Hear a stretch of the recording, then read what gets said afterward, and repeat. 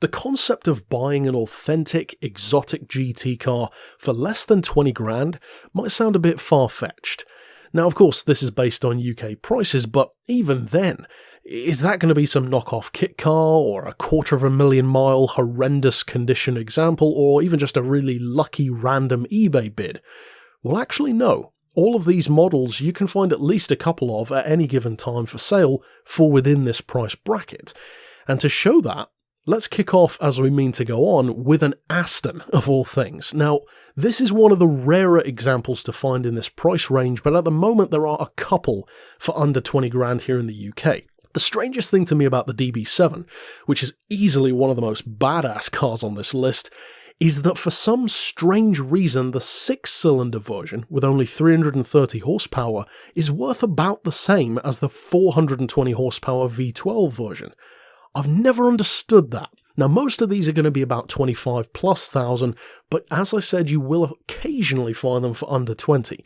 It's not the most practical thing on the list, and around town you're looking at single-figure mileage, but sure, you could technically use it as a daily driver if you wanted to, and in terms of sheer presence and badge panache, not much comes close to an Aston. Secondly, we're keeping it British with easily one of my favourite cars on the list, and even though the footage that I'm going to be using for this car is not of me driving one for less than 20 grand by any stretch, because I was in the GTC Speed version, the Bentley Continental GT is an awesome amount of car for the money. Here in the UK at least, you can find a very high mileage example for well below 20 grand, even as low as 13 or 14,000 sometimes, and up around 20 grand you're going to be looking at maybe a 60, 70, 80,000 mile example. Now that doesn't sound too bad, and on paper it's one of the ultimate cars here. It's got a monster of an engine, 552 horsepower, barely under 200 miles an hour even in base model form.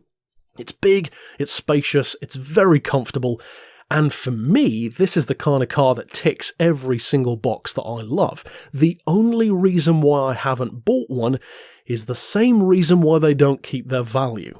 They are obscenely expensive to repair, and that's coming from a Maserati owner. If a Maserati owner tells you that something's dangerously expensive, you should take that to heart. The rear window for one of these, 4 grand. Taking the engine out to replace a turbo hose, 5 grand. It's serious money to keep a Bentley on the road, and even though all of these cars are expensive, some are definitely a lot more expensive and prone to needing repairs than others. And with a 2.4-ton technology-filled behemoth like this is, it's potentially an ongoing issue that it's going to have. Third on the list, we have probably the car that's closest to not as much being a GT, and more so being a sports car, but it's a 2+2 and I'm going to let it slide because it's basically straddling the line between the two, and it's actually a Porsche, a 911 no less, one of the most iconic sports cars of all time. In particular though, this is one of the few 911s that you can actually find for under 20 grand anymore, the 996. The earlier 2000s, less loved 911s, and of course you're going to be looking at a Carrera for that kind of price, which is in other words the base model, but you're still looking at about 300, 320 horsepower, which in the lighter, smaller frame of a 911 means it can actually keep up with a number of other cars on this list, especially through corners. And even for somebody like me who's 6'3", the space is actually surprisingly good, not necessarily in the back seats, but in the front. And when you couple that with the fact that the 911 has a lot more personalization in terms of options than many of the others on the list do, that means that in practice you can comfortably choose if you want a manual or an auto, and even between rear-wheel drive and all-wheel drive, all within that 20 grand price bracket. Get yourself a Carrera, wrap it in a bright colour, fit a GT3 body kit and wing and some nicer rims. You've instantly got yourself a very eye-catching little sports car / GT. If you want to go that far. We next move to something a lot newer though, and this is another car which I almost purchased myself, and I still have a lot of love for, and that is the Audi RS5. Now I haven't driven an RS5 yet, but I have driven the RS4 with that same engine, and that 444 horsepower naturally aspirated V8 has a lot of heart and a lot of charisma. Now, most of the time, Audi RS models of this era are a little more restrained than you might expect, but they are very capable cars. This thing can easily keep up with most of the other cars here, predominantly thanks to the great Quattro system, giving it that great launch off the line. It's not as heavy as something like the Bentley, but prices are surprisingly good. Mileage is actually not that bad either. Sure, you could buy one with over 100,000 miles and go on the lower end of the price spectrum, but even up around 18, 19 grand, you can get some surprisingly decent mileage examples. Next up, any of you who follow the channel know that, of course, it was going to be here because I owned one, and it's easily one of the best cars on the list all round. The Jag XKR, a fantastic foil for the choice of the Aston and a more practical choice in many ways. My Jag, for example, was actually on the lower end of this price spectrum. I paid only 12.5 grand for it. They're already worth 4 or 5 grand more than that, so this really is a case of get one while you can.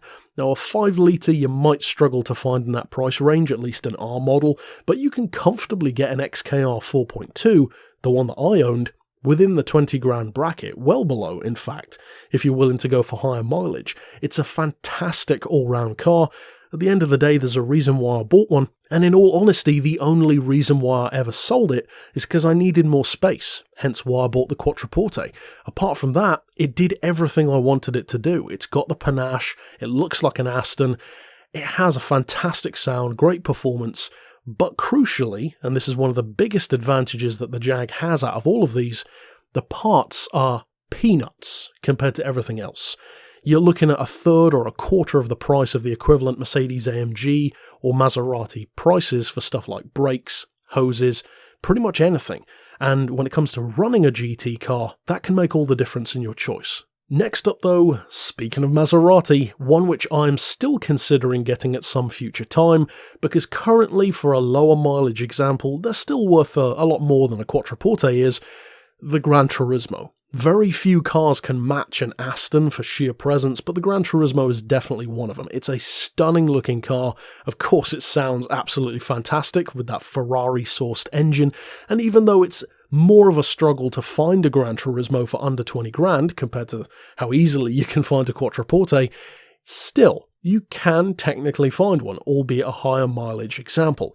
I would actually recommend not getting a Maserati with over 100,000 miles based on my personal experience, but hey, if you want to take the risk, that's up to you. What you do get from the car is fantastic looks, an incredible sound, smooth, precise steering, and even though it's not the quickest here, I mean, it's a Maserati, so just like an Aston, it kind of makes an impression. Next up, moving more to cars which are, you could say, a safer bet, we have the BMW M3. The E92 in particular is the one I'm going to feature because this is kind of like the last pure M3. Naturally aspirated, barky V8 engine, excellent handling, lovely exhaust sound, and shockingly good prices, I think. You can get one for like 15 grand with reasonably high miles, but not crazy high, and that's nuts to me. I could easily see these M3s jumping up in price in future years because it is going to be a modern icon,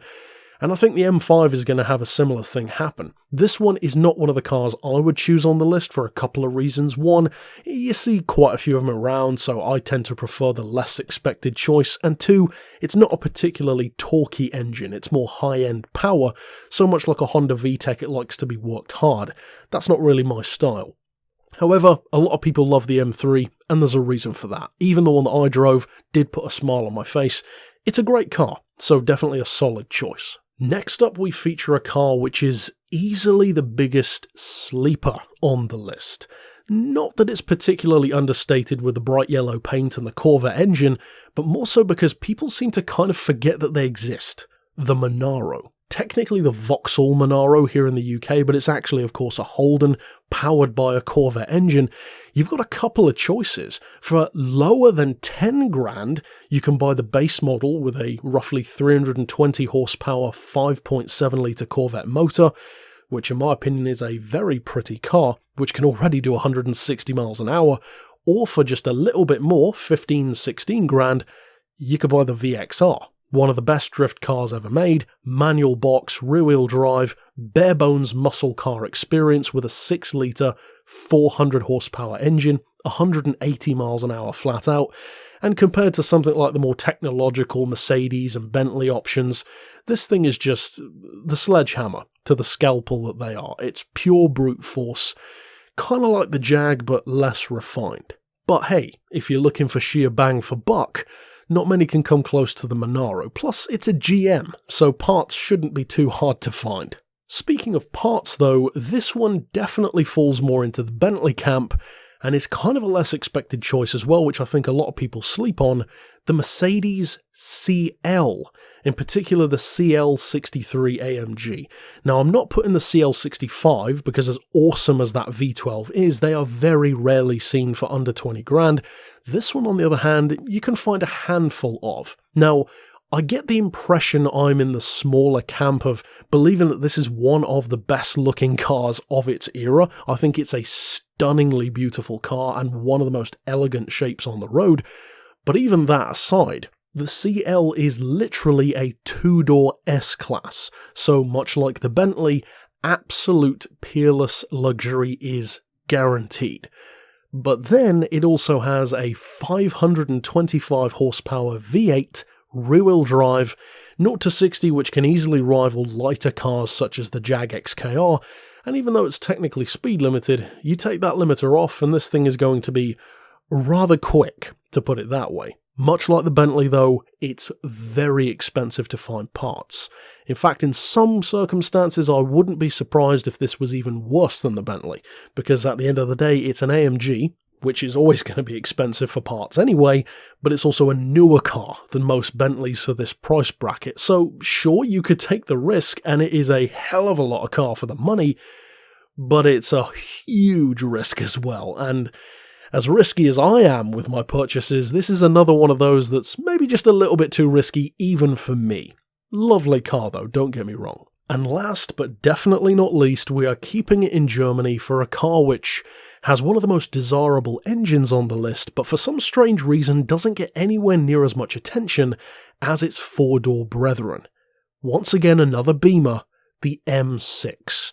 Now, of course, the M5 is a legend, a modern legend with that V10 engine, and incidentally, you can buy one of those for the same price range as well, but it's not a GT, so it's not on the list. The M6, on the other hand, is a GT. And it's a spacious, comfortable one like the Merc, like the Bentley, but it has that naturally aspirated 500 horsepower V10 engine. De-restricted, these are 205 mile an hour cars, and if that doesn't make it badass, I don't know what is. Most M6s, even for higher prices, do tend to have quite a lot of miles on, but at least you have some choice in terms of the convertible or the hardtop. And they're not difficult to find either. There are usually a fair few M6s for sale, and you don't see too many of them around, which is kind of a weird dichotomy, but at the same time, it certainly has one of the most appealing engines here, and although the looks divide opinion, it does have a lot of presence. Overall though, that's it for my pick of the top 10 best GTs you can find for under 20 grand, and there are definitely a couple of other worthy examples which could almost make the list, such as, for example, a Porsche 928 if you wanted to go old school. But overall, that's it for my picks. Of course, stick around on the channel for more showdowns and top 10s and of course car reviews. And incidentally, if you've watched any of these particular segments and want to hear more about that car, such as the Bentley or the Jag XKR, then of course click around here on the channel and you can find my more in-depth reviews for those specific vehicles. But until next time, I'll see you then, and for now, as always, thanks for watching.